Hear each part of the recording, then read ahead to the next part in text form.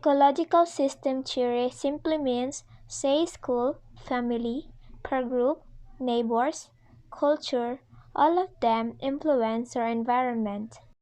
There are 5 environment systems: the microsystem, mesosystem, exosystem, macrosystem, and chronosystem.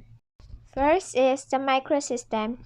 The microsystem includes the family, school, peer group, and etc.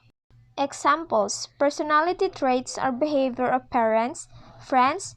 Their parents influence children's development.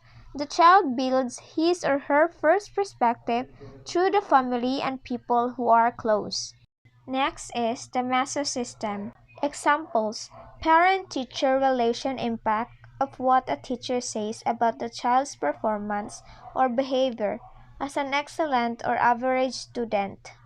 Third is the exosystem. Examples: parents' workplace impacting children can be an instance. If one of the parents is promoted or laid off the job, it has indirect repercussion on children too. Exosystem is something that indirectly affects a child's life. Fourth is the macrosystem. This system comprises the large picture defining the society or the lifestyle of a family. Example: an adolescent growing up to have a specific political view or a religious inclination can be an example. Fifth is the chronosystem. This refers to the major decision or important transaction that come about in a person's lifespan. It is the time factor that a person witnesses from his childhood to adulthood or old age. Example: children who experience less fortune or some kind of deprivation during the Great Depression grew into adults with a confident sense of career goals than the non-deprived. Some may have worked to help the family sustain financially. The two classifications of reflexes theory is the conditioned reflexes and the simple reflexes. Conditioned reflexes are learned through conditioning activities. For example, imagine that you are conditioning a dog to salivate in response to the sound of your whistle. You repeatedly pair the presentation of food with the sound of your whistle. You can say the response has been acquired as soon as the dog begins to salivate and respond to your whistle. Simple reflexes is reflexes that unlearned or inborn. For example, if you put your hand on a hot stove, a reflexes cause you to immediately remove your hand. Next theory is the dynamic system theory. A theory grounded in nonlinear system principle that attempts to explain behavior and personality in terms of constantly changing, self-organizing interactions among many organismic and environmental factors that operate on multiple timescales and level of analysis.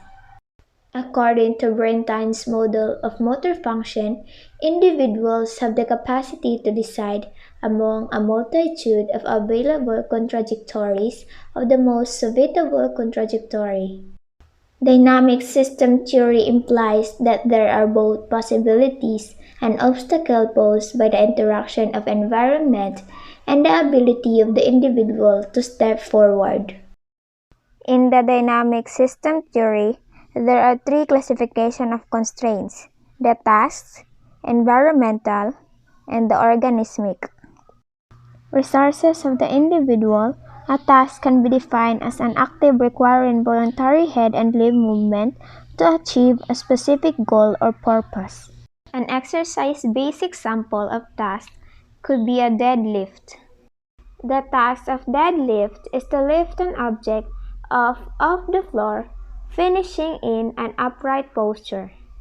The deadlift demands a high coordinated effort by the sensory system to manage many joints, muscles, and movements. And environmental constraints can be defined as elements of the environment which are external to the person and the task and help develop movement. In continuing with the theme of the deadlift, an environmental constraints can be the firmness of the floor which the client is lifting from. The third constraint found within the dynamic system theory is the organistic constraints, which can be defined as a structure or functional impairments that limit the acquisition of movement skills. The final aspect of the Sunway, Cook, and Wollacott engine control model is the setting, environmental context, or circumstances in which the purpose-driven movement take place. The role of dynamic system theory in motor development. Dynamic system theory outlines three constraints: the individual, task, and environment that influence the emergence of behavior. These constraints interact with one another to self-organize and create spontaneous behavior. Dynamic system theory provides an explanation for the variability and spontaneous movement that occur from individual to individual. Hierarchy theory is a means of studying ecological systems in which the relationship between all the components is a great complexity. Hierarchy theory focuses on the level of organization and issue of skill with a specific focus on the role of observer in definition of the system. The levels of hierarchy in Maslow's need.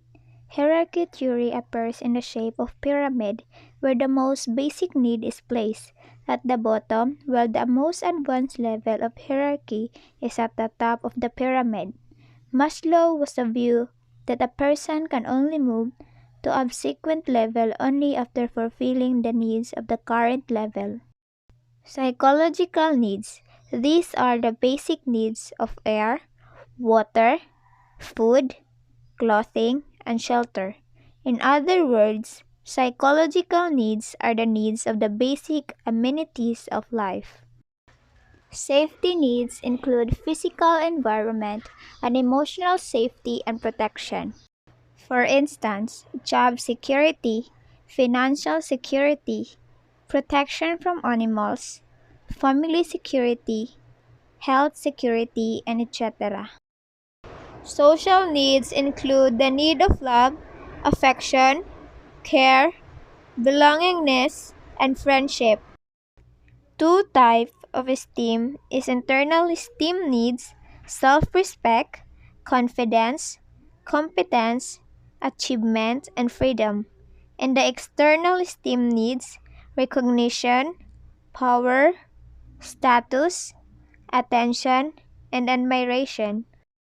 The last one is the self-actualization. These include the urge to become what you are capable of becoming or what you have the potential to become. It includes the need for growth and self-contentment. It also includes desire for gaining more knowledge, social service, creativity, and being aesthetic. Self-actualization needs are never fully satiable. As an individual grows psychologically, opportunities keep cropping up to continue growing. According to Maslow, individuals are motivated by unsatisfied needs. As each of these needs is significantly satisfied, it is drives and forces the next need to emerge. Motor program theory has provided physical therapists with one approach to understanding how the brain controls movement. Analogs with computer programs that specify the operation of computer hardware. Motor programs are true to contain commands for muscles that allow movement to occur without the needs for continuous peripheral feedback. We examine volleyball, specifically serving and spiking, to observe the principle of motor program theory. We are able to perform these skills with dominant and non-dominant hand by retrieving information from long-term memory to short-term memory when needed. Not much attention is drawn for that movement once the motor program begins. This is how the dominant serve works. You toss the ball before it contact. This is how the non-dominant serve works. And able to toss the ball before contact. Motor program a series of subroutines organized into the correct sequence to perform a movement, stored in the long-term memory, retrieved when we need to perform the skill.